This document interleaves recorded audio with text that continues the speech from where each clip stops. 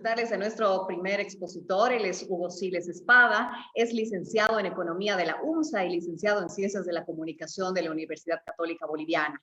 Es máster en Administración de Empresas, de Maestrías para el Desarrollo en la UCB y actualmente realiza su tesis doctoral en Economía en la UMSA UNAM. Fue director del semanario Nueva Economía, jefe nacional de información del Servicio de Impuestos Nacionales y secretario general del Banco Central de Bolivia. Es autor del ranking Las 300 empresas más grandes de Bolivia. Actualmente es asesor de presidencia y gerencia de la Cámara Nacional de Industrias. Así que promete una exposición muy interesante. Bienvenido, Hugo. Gracias por estar. Buenas noches.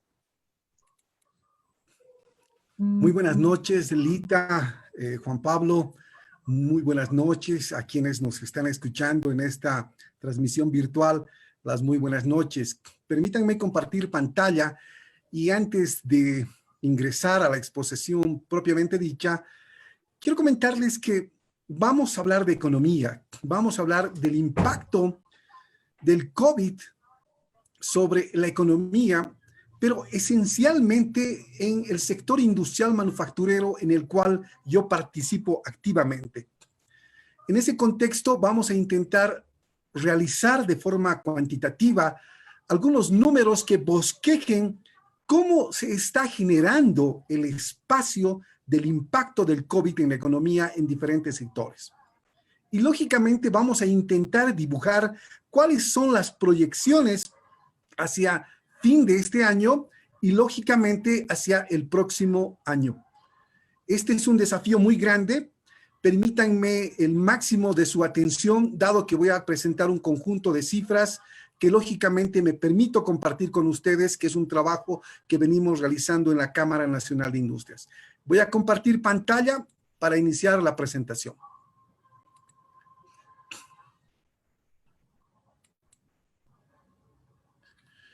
Perfecto.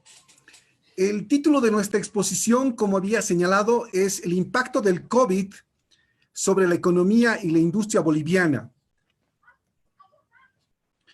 Me voy a permitir realizar una exposición desde una perspectiva deductiva, es decir, del impacto económico mundial al impacto económico nacional e inclusive al impacto sobre la industria manufacturera y algunos sectores que están realmente afectados por esta emergencia sanitaria. Este primer cuadro, a quienes nos están viendo, dice lo siguiente. En los últimos, literalmente, 95 años de historia económica en el mundo, hemos tenido dos sucesos o dos crisis realmente profundas.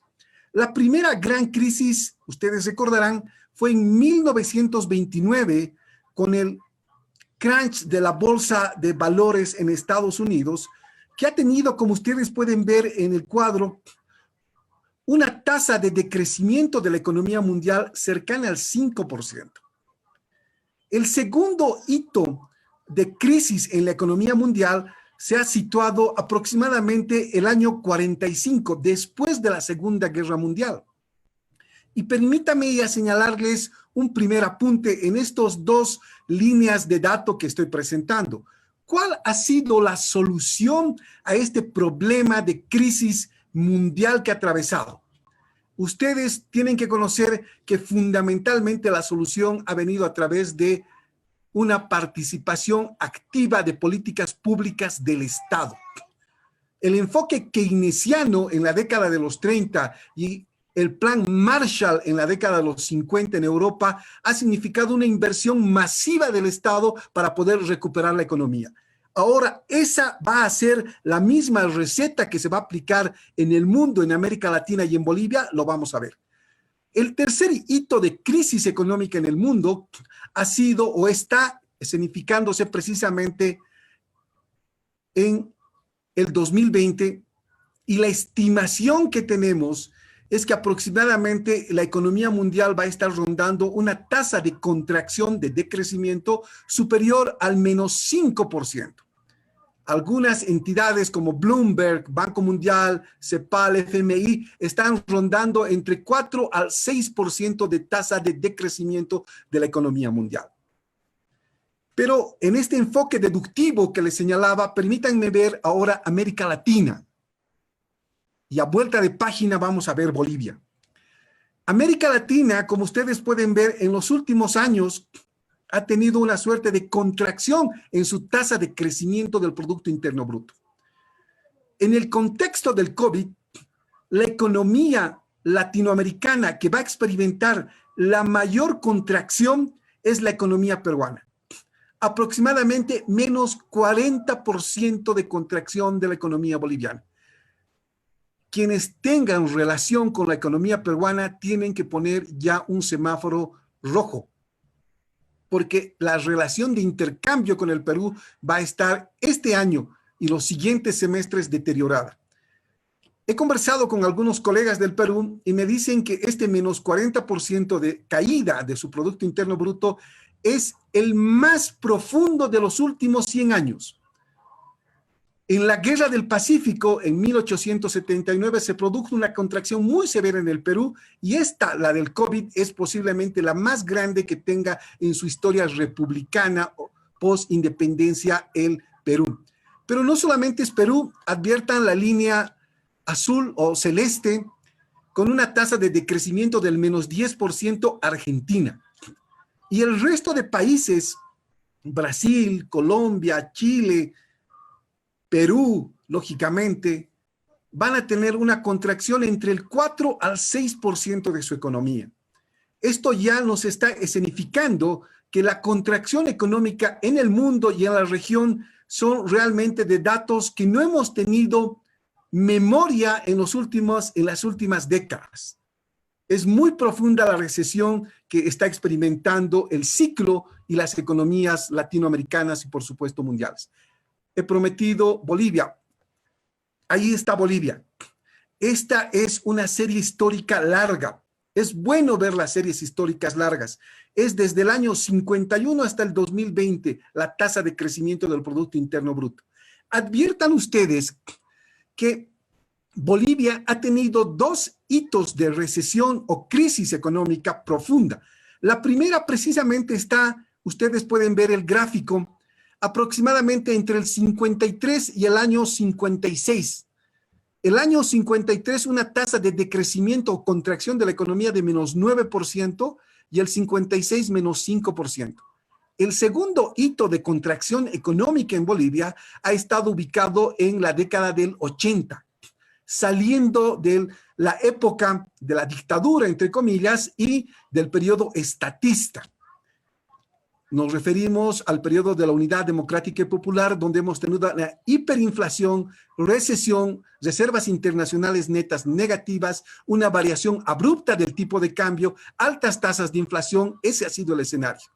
Y como ustedes pueden ver, en los dos periodos que ha tenido Bolivia, y aquí va uno de los mensajes, tanto post-52 como post-80, la recuperación de Bolivia de la crisis no ha sido de un año para el otro. Ha tenido una duración cercana a los 3 a 4 años. La pregunta es, ¿la recuperación de la economía boliviana post-COVID va a durar 1 año, 2 años?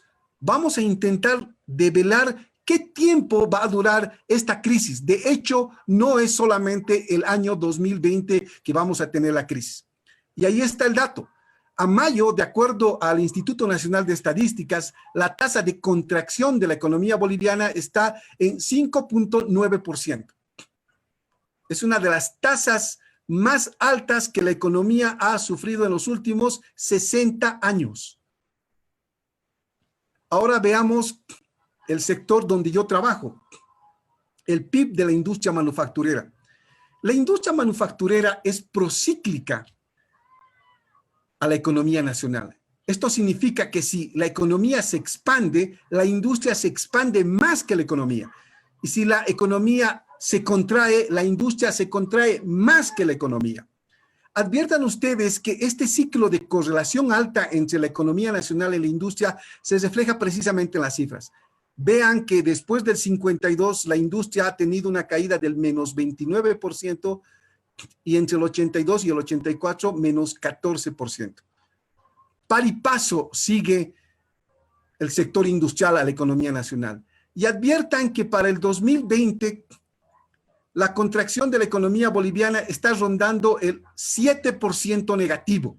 Vamos a ver cifras más exactas todavía, estas son estimaciones. En el enfoque deductivo que les estoy planteando, ahora veamos cómo están los diferentes sectores de la economía nacional. El que yo me especializo es el de la industria manufacturera, que tiene menos 7.3 a mayo de 2020, y hay algunos ajustes que ha realizado recientemente el INE, pero vean que el sector de minerales metálicos y no metálicos está en menos 26%, la construcción tiene menos 22% a mayo, que es el último dato que tiene el INE, establecimientos financieros menos 4%, petróleo crudo y gas natural menos 9%, y como ustedes pueden ver, el conjunto de sectores de la economía ha contraído su nivel de actividad económica. Cuando nosotros vemos el sector industrial, la preocupación es que la industria se divide en sectores en la pandemia, sectores esenciales y sectores no esenciales. Los sectores esenciales, farmacéutica fundamentalmente, y alimentos, han tenido una contracción cercana del menos 2% a mayo, pero los sectores no esenciales, textiles, construcción, plásticos, madera, muebles, cuero, metalmecánica y otros han caído más del menos 13%. La industria ha sufrido uno de los procesos de contracción más fuertes de los últimos 45 años. No hemos experimentado esta contracción económica. Y solamente permítanme redondear la industria con estos datos para que ustedes vean que la industria está en rojo y lógicamente varios sectores también. Los créditos bancarios al sector industrial entre mayo 2020 y mayo 2019 no han crecido. Las industrias registradas nuevas en Fundempresa se ha contraído en menos 2,7%. Las exportaciones industriales se han contraído en menos 2,7%. Las importaciones industriales se han contraído menos 25%. Ahí están los datos. ¿Cuál es el primer mensaje que quiero señalar? Este escenario de contracción económica significa un menor nivel de ventas para las empresas. Y a su vez hay una suerte de continuidad de pago de obligaciones salariales, crediticias, tributarias, a la seguridad social, a los proveedores y otros. ¿Esto qué significa? Que estamos en un escenario de iliquidez para las empresas. Y como estamos en un escenario de iliquidez, dado que este es un foro de cobranzas, vamos a tener niveles de mora relativamente altos, porque la contracción ha generado liquidez en las empresas. Y esta liquidez, lógicamente, implica una recuperación de cartera cada vez más difícil. Este es el primer mensaje que quiero señalarles vinculado al foro, al congreso que estamos llevando adelante. Y señalarles que todo lo que he manifestado, Bolivia está experimentando uno de los golpes en la región más fuertes. Permítanme solo con dos estadísticas señalar que en la región el COVID está golpeando más fuerte a Bolivia que a otros países. Adviertan ustedes en estas cifras que son de la CEPAL, Bolivia está con una caída de sus exportaciones, de acuerdo a la CEPAL, de menos 24%, muy superior a lo que es Uruguay, a lo que es México, Ecuador, Argentina, Panamá, Chile, Paraguay y Brasil. Bolivia está experimentando un problema en balanza comercial muy fuerte, más que los otros países en América Latina. Pero no solamente son las exportaciones, sino también es en las importaciones. Adviertan ustedes, solo Cuba y Venezuela han tenido una caída en importaciones más grande que Bolivia. ¿Qué significa esto? ¿Qué significa que las exportaciones y las importaciones han caído? Significa que la capacidad de generar divisas para el país se han reducido. Eso tiene un efecto y un golpe muy fuerte sobre el nivel de reservas internacionales netas y, lógicamente, si hay alguna consulta, con mucho gusto, sobre el tipo de cambio.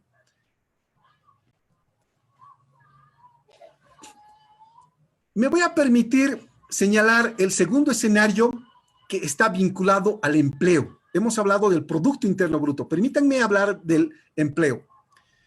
Voy a ser muy sintético por el tiempo. Miren ustedes, el efecto del COVID a junio en el empleo ha significado un 4.3%, más la desocupación normal que teníamos del 5.4%, la desocupación en junio está en 9.6%. ¿Qué significa, colegas? Significa que hay 754,000 personas que están desempleadas en Bolivia. El COVID ha generado 153,000 personas que han perdido su empleo. Y esto es a junio. A julio seguramente la cifra ha crecido. En consecuencia, el tema del empleo también está muy delicado. El COVID ha impactado en el producto, pero lógicamente ha impactado en el tema del empleo. Permítanme algunas apreciaciones desde la industria, pero que tienen ramificación con las empresas a nivel nacional. ¿Qué es lo que ha pasado con el sector industrial? ¿Cuál ha sido el efecto y cuáles han sido las respuestas que nosotros como industriales le hemos dado a esta situación crítica que estamos atravesando en Latinoamérica, en Bolivia y en el mundo? Durante los primeros 60 días de la pandemia, que ha comenzado la emergencia sanitaria el 17 de marzo, la industria manufacturera ha perdido por ventas 10 millones de dólares día. 600 millones de dólares ha dejado de vender la industria manufacturera durante los primeros 60 días de la cuarentena rígida. Solo el 80% del aparato industrial ha trabajado. Los sectores no esenciales. Solo los sectores esenciales han trabajado, es decir, farmacia y alimentos y algunas industrias relacionadas. En los posteriores en los 140 días de pandemia, ya vamos a llegar a 150 días de emergencia sanitaria, colegas, el sector industrial está registrando iliquidez y asfixia económica. A pesar de que hemos retornado después del día 60 a las actividades, tenemos altos niveles de liquidez. La demanda se ha contraído. Estamos frente a un shock de oferta y a un shock de demanda combinado. Voy a ir un poco redondeando algunas cifras y algunos elementos para que me sigan comprendiendo. La industria es un sector muy importante por sus encadenamientos hacia el sector primario y hacia el sector terciario. La industria representa el 16% de la economía en Bolivia. Genera el 17% de las recaudaciones tributarias, genera el 18% del crédito bancario. Es decir, solamente en el tema de la industria que está en iliquidez, que ha descendido en sus niveles de liquidez, ya vamos a tener problemas de recuperación de cartera, vamos a tener problemas de mora. Es por eso este contexto económico que les estoy brindando, y el día de ayer y hoy seguramente les van a brindar mayores herramientas para poder trabajar con este problema que se está presentando en la economía. ¿Qué ha significado esto a nivel de fuentes de empleo? 600,000 fuentes de empleo en el sector industrial están en riesgo. Son 35,000 empresas formales que tenemos en la industria manufacturera. ¿Qué hemos hecho como Cámara de Industrias para poder sopesar, alivianar estos efectos nocivos del COVID sobre la economía, sobre la empresa y sobre nuestro sector? Nosotros como sector industrial hemos planteado 3 tipos de política pública, muy resumido, dado que no se trata de explicar las políticas públicas acá. Hemos planteado políticas de estímulo fiscal, fundamentalmente de diferimiento del pago de tributos, diferimiento del pago de créditos, diferimiento de pago de las obligaciones de seguridad social, diferimiento de pago de proveedores y otros. Diferimiento, y a ustedes les afecta porque el diferimiento significa no cobranza. El segundo conjunto de políticas públicas que hemos planteado es políticas fundamentalmente de crédito al sector empresarial a través de un fondo de estabilidad productiva industrial para destinar a capital de operaciones, materia prima, capital de trabajo, etcétera, etcétera, etcétera. Y el tercer conjunto de medidas que hemos pedido es volver a las operaciones, el retorno al trabajo. Este conjunto de medidas se han efectivizado en alguna medida en las propuestas que ha lanzado el gobierno y me permito ya ir avanzando. Nosotros hemos tenido una preocupación muy fuerte y esto es como contexto y background para que ustedes tengan escenario y contexto de en qué están trabajando. Hemos realizado una encuesta a 424 empresas de la industria en Bolivia a nivel nacional el 18 y 19 de mayo, saliendo de la pandemia, saliendo de la cuarentena rígida. Y miren lo que nos han dicho nuestros asociados de la Cámara de Industria a nivel nacional. Nos han dicho 3 de cada 4 industrias van a reducir personal en 2020. Nos han dicho que alrededor de 1 de cada 10 industrias van a reducir su personal entre el 90 al 100%, es decir, van a cerrar estas empresas. El 49% va a disminuir personal entre 11 al 50%. El 12% de las industrias va a disminuir personal entre el 51 al 90%. No son buenas noticias, particularmente para los trabajadores, para los empleados. Y lógicamente este escenario desde el punto de vista de la empresa te plantea y te ratifica que la iliquidez es alta. Y el próximo problema que todavía no he señalado, que esperemos no se dé, es saltar de la iliquidez a la insolvencia. Esperemos que no se dé, aún no estamos en ese escenario. Adviertan que el 56% de la industria ha paralizado actividades en los primeros 60 días de la cuarentena en forma total. Total. No han trabajado.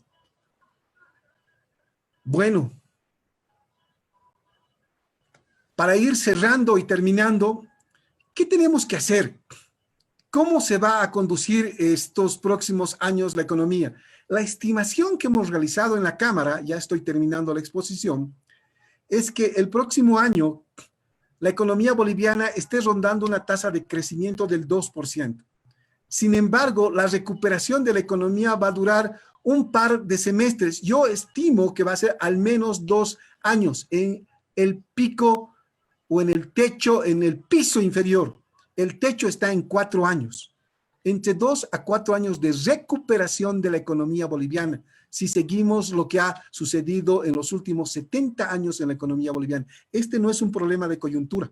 Este es un problema muy serio que se nos ha presentado.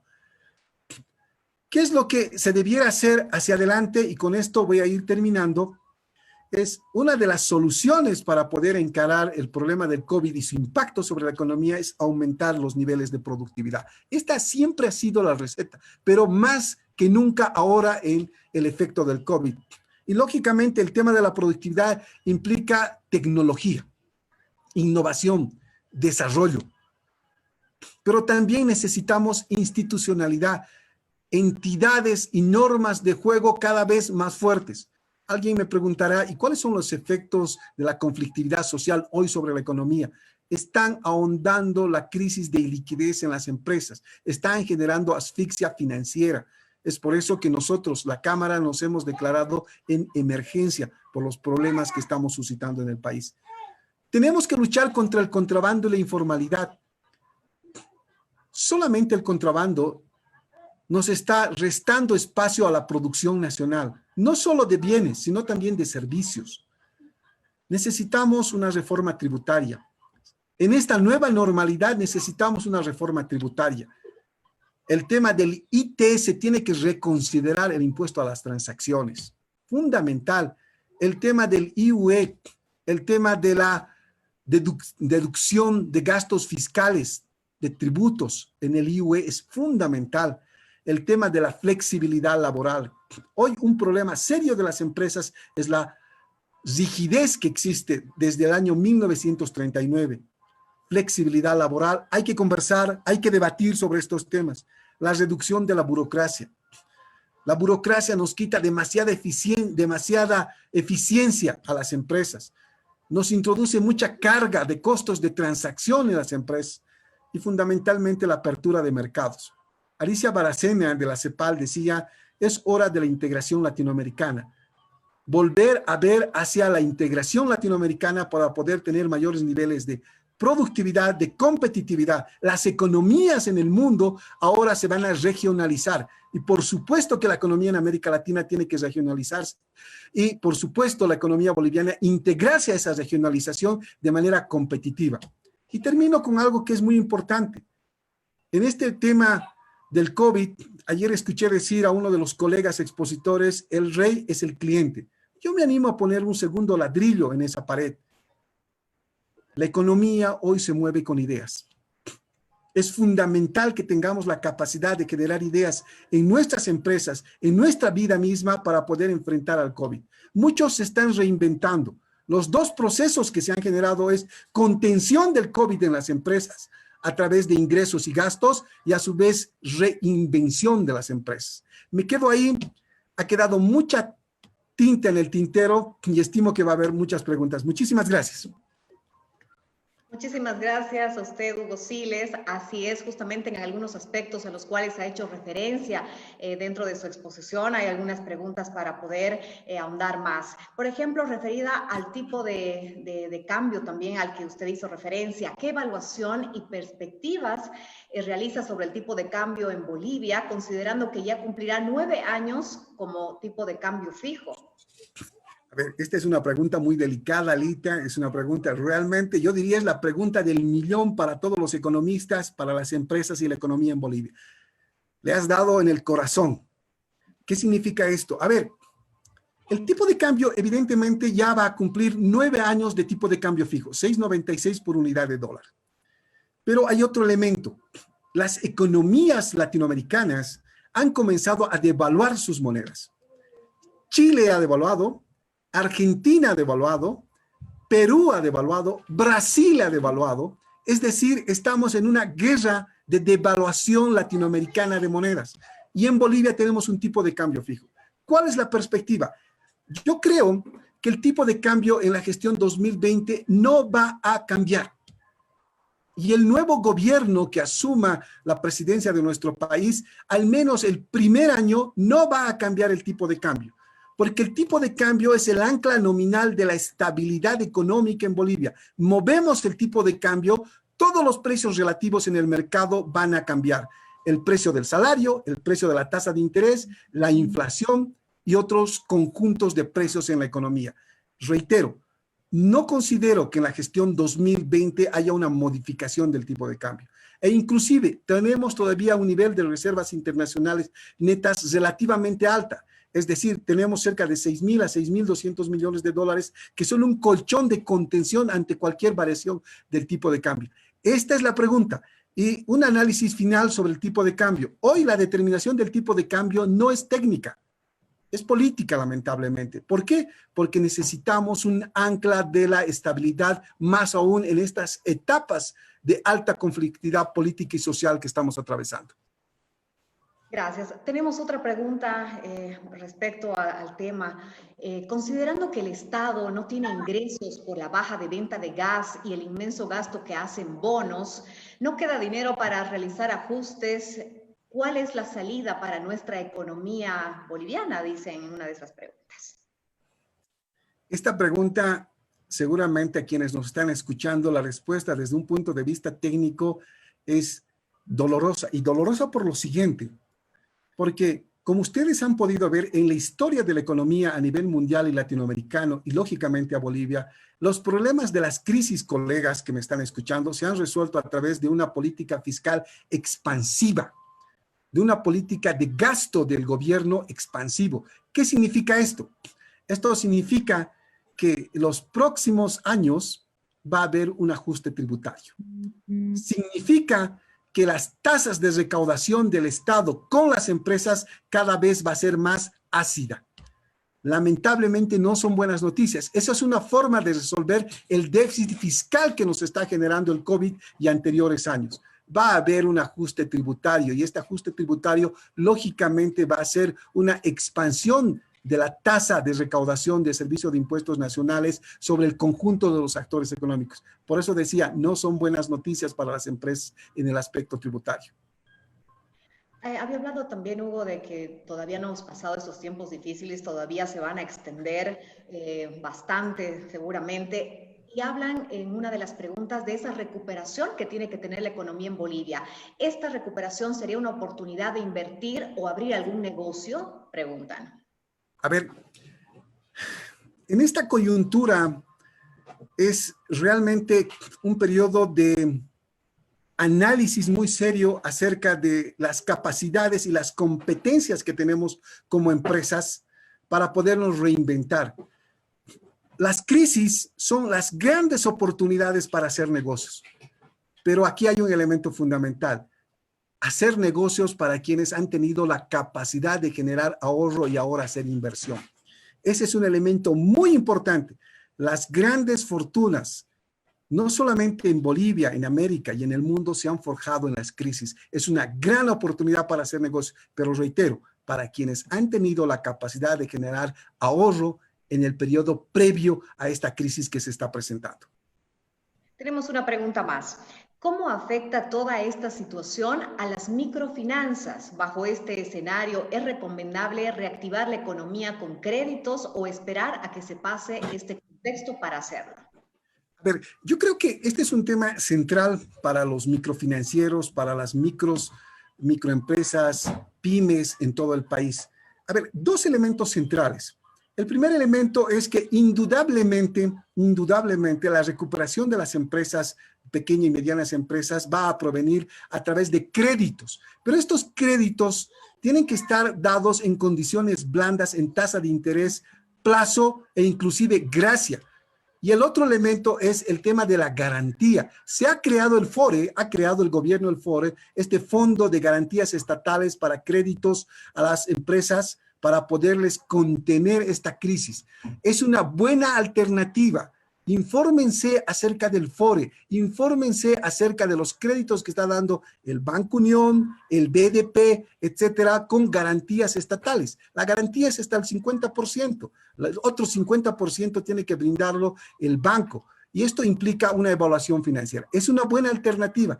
Y segundo elemento que es central para concluir, es el hecho de esta temporada, esta crisis indudablemente está empujándonos, y con esto cierro, a una capacidad de diferenciación, a una capacidad de poder encontrar nichos de mercado nuevos de forma realmente fantástica, como nunca se había presentado. Pero esta conexión está fundamentalmente ligada a la capacidad de generar ideas nuevas. Quienes no podamos generar ideas nuevas, lógicamente que vamos a estar entrampados en esta contracción económica que nos ha significado el COVID. Muchísimas gracias, licenciado Siles, por su exposición, por responder las preguntas de nuestros participantes. Ha sido realmente de mucho provecho para todos quienes estamos siguiendo este primer Congreso Nacional de Cobranzas. Muy buenas noches. No, en todo caso, a ustedes agradecerles por la invitación. Muy buenas noches y a todos que tengan un buen congreso.